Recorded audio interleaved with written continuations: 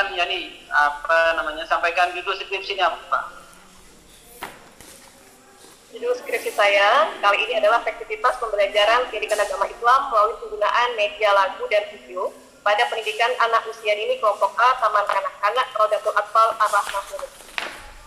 Ya, penelitian ini kualitatif atau kuantitatif? Kualitatif, Pak. Oke, maka kalau kualitatif, teknik pengumpul data yang utama apa?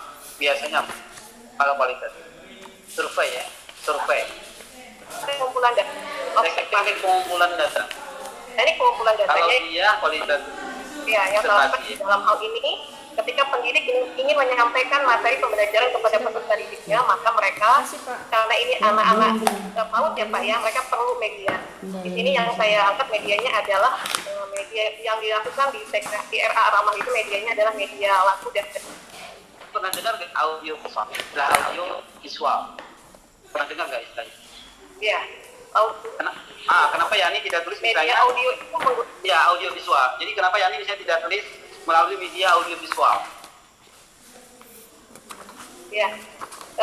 Karena kalau medianya audio visual kan Pak video ya. Di sini juga ada lagu yang hanya audio saja, tidak visual. Nah, apa namanya? Itu nanti tinggal ditegaskan di dalam penelitian ini. Nanti video ya diarahkan ke lagu, lalu kemudian yang visualnya ke video.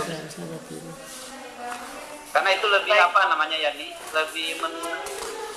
Bisa audio, bisa visual, lebih dekat perkawanannya daripada media lagu loncat.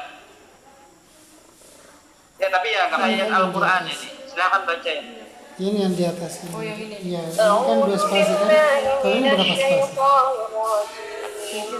3 kan? Ini 2. Berarti yang betul ini terlalu jauh. 2 spasi. Terlalu jauh spasinya. Ini juga. Coba sebelah. فطرة الله التي فطر الناس عليها لا تبديل لخلق الله ذلك الدين القيم ولكن أكثر الناس لا يعلمون صدق الله العظيم. Ya baik. Tinggal orangnya nanti. Apa hubungan ayat? Potensi dasar beragama inilah yang perlu dikembangkan. Makasih Pak. Dalam hal ini. Apa? Noranya? Ya. Iya, Nora ini. Nah sini fitrah itu kan ada kecenderungan kepada Tuhan satu ya.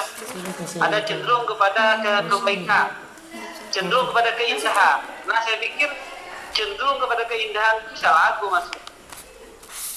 Nah itu lebih pas itu alasannya. Jadi fitrah itu dipakai untuk menjelaskan sebenarnya pada diri manusia itu ada punya kecenderungan kepada keindahan. Itu fitrah sudah.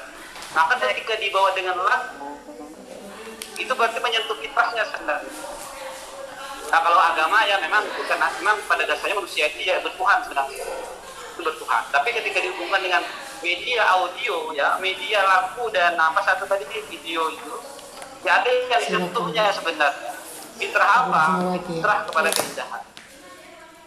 Ya, saya pikir itu bisa dijadikan analisis sebenarnya. Baik. Terakhir apa namanya ya nih penutup ya nih. Akan buka penutup. Buka skripsi yang penutupnya. Nah, maka yang nomor 2 itu ya nih, yang nomor 2 itu nanti jadikan nomor 1 ya. Baik, Pak. Jadi yang nomor itu ya bisa kemudian menguntungkan, bisa yang menghambat. Audio itu kan memang pada dasarnya menyenangkan, tetapi kalau kemudian alatnya, teknisnya tidak terlaksana dengan baik kan kelebihan atau kekurangan ketika kita menggunakan media ini. Jadi nanti kesimpulannya Ya. Di sini Ya, saran saya di situ di nomor 2. Terus Saran yang di nomor 2 itu menurut saya lebih baik media itu punya kelebihan dan punya di kekurangan. sini. iya. Nah, tinggal yang digambarkan yang kelebihan apa, yang kekurangan apa. Nah, kita berpindah ke penguji kedua. Silakan.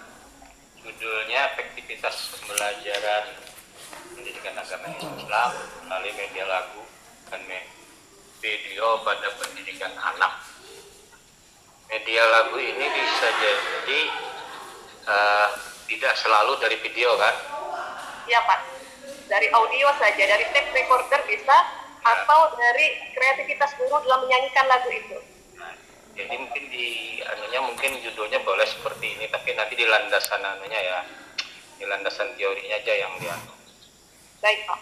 Ya, yang seperti itu usulkan oleh anak tadi. Sidang. Kemudian bagaimana tanggapan anak-anak dengan media yang ditampilkan oleh ibu itu? Tentu saja sangat diminati.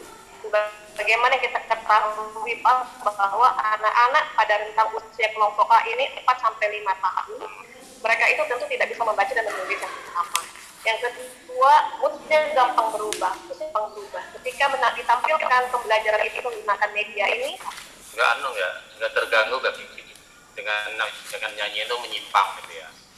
Kan seperti orang ceramah kan banyak lucunya, tidak lagi memahami intinya. nyanyiannya anak paut, Pak. Apa memang yang sebenarnya pelajaran itu kan sambilan aja kan? Yang nyanyian itu yang iya kan? Ya. Seperti di tingkat SMP, SMA. Betul sekali. Itu pembelajarannya yang intinya yang dia.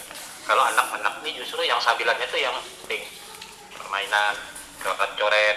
Yang menyenangkan ya? Ya, yang iya, bukan yang seriusnya gitu loh. Seriusnya itu kan dengan main dia dapat yang seriusnya itu. Nah, itu yang penting, jangan disamakan gitu ya. Saya takut mindset Anda tuh disamakan dengan anak-anak yang sudah SD, SMP gitu ya. Lalu dia menganggap kalau bisa mencapai yang inti itu baik, padahal justru nggak baik. Ketika dia yang sudah dipilih gitu ya, kayak yang sudah itu sebenarnya merusak imajinasi anak gitu. Belum umurnya dia untuk mengetahui yang sudah definitif kayak angka, tulisan, macam-macam gitu ya. Dia coret-coret pentingnya gitu ya. Gambar pun kan biasanya tidak ya. Ini bagi saya juga penting ya, karena ketika kita terlalu mencekoki yang serius dengan anak-anak, tidak pada masa dia kehilangan masa kecilnya yang mestinya banyak berimajinasi, banyak kreativitas gitu ya. Dan seterusnya dia nanti miskin gitu ya ketika tua itu dengan imajinasi. Saya kan waktu kecil itu saya suka sekali cerita-cerita banyak dusta tahu gitu ya, dongeng imajinasi daripada menyampaikan matematika yang atau ya yang harus tahu persis cakapan anak padahal itu merusak anunya imajinasi. Bismillahirrahmanirrahim. Yarfa'illahu allazina amanu minkum wallazina utul ilma darajat wallahu bima ta'maluna khabir. Baik. Nah, yang terakhir pertanyaan saya adalah ini kan strategi ya. Iya, Kak. Strategi. Nah, yang paling pas temukan strateginya itu seperti apa ketika penelitian? Dari strategi yang saya dapatkan ketika penelitian itu dari dari sekolahannya sendiri, terkadang itu karena pertama Pak, dalam penugasannya itu hanya memberikan tugas materi saja. Nah, tapi karena kita belajar dengan akidah akhlak, itu dalam penilaian dan dalam penilaiannya itu tidak hanya untuk cukup ke materi saja, tapi bagaimana caranya siswa itu bisa mengimplementasikan apa yang sudah didapatkan dari akidah akhlak tersebut, Pak. Baik, dan saya cukup sampai sekian ya kali saya. Metode belajar itu yang telah diwariskan dari zaman Rasulullah SAW dan para sahabatnya. Ketika Rasulullah SAW dan para sahabat dan ketika Rasulullah SAW menerima wahyu dari malaikat Jibril, maka kemudian Rasulullah SAW meminta kepada sahabat untuk menghafalkannya dan juga menuliskannya. Kemudian menghafal ini ketika Rasulullah kemudian menyampaikan salah satunya dalam sebuah hadisnya, Rasulullah mengatakan khairukum man ta'allama al-Qur'an wa 'allamahu. Sebaik-baik kalian adalah yang mempelajari Al-Qur'an dan mau mengajarkannya. Di hadis lain Rasulullah SAW juga mengatakan sesungguhnya ketika seseorang itu tidak memiliki bagian sedikit pun di dalam Al-Qur'an, maka dia seumpama seperti rumah yang roboh gitu, rumah yang sudah kumuh lagi mau roboh gitu. Maka kemudian dilandasi dengan ini kami melihat ada salah satu sekolah di Mekah, yaitu Sekolah Dasar Islam Terpadu Palestina, di mana di sekolah ini menjadikan menghafal Al-Quran menjadi salah satu muatan lokalnya. Kemudian kami melihat bahwa salah satu standar lulusan mereka minimal anak-anak yang telah menyelesaikan pembelajaran 6 tahun di sana telah menyelesaikan 1 juz, yaitu juz 30 dari Al-Quran. Dan mereka menggunakan metode tertentu, yaitu metode wafat. Metode ini awalnya tidak menggunakan metode ini. Pada tahun 2017 lah ya mereka mengalami perubahan metode, dari awalnya menggunakan metode